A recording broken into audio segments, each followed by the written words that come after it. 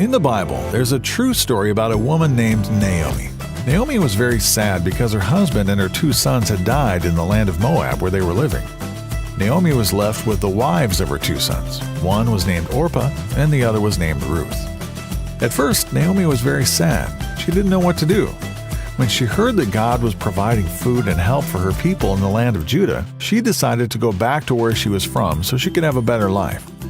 When Orpah and Ruth wanted to go with Naomi, she insisted they stay in Moab, the land they were from. This made the girls very sad. They cried, saying, "We want to go back to your people with you." But Naomi insisted the girls go back to their families. Orpah decided to go and said goodbye, but not Ruth. Ruth told Naomi she couldn't leave her. Ruth wanted to go where Naomi went. She wanted Naomi's people to be her people. And best of all, Ruth wanted Naomi's God to be her God. Naomi realized that Ruth had made up her mind to go with her, so she stopped trying to make her stay in Moab. The 2 women went on their way to Naomi's hometown.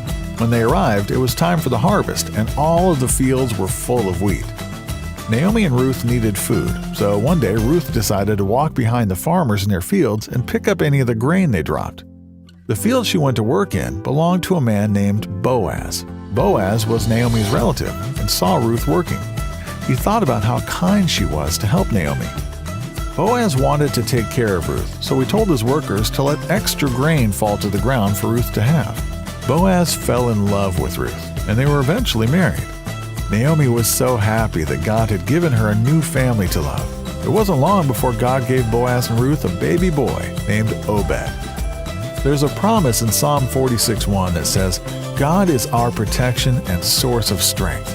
He is always ready to help us in times of trouble."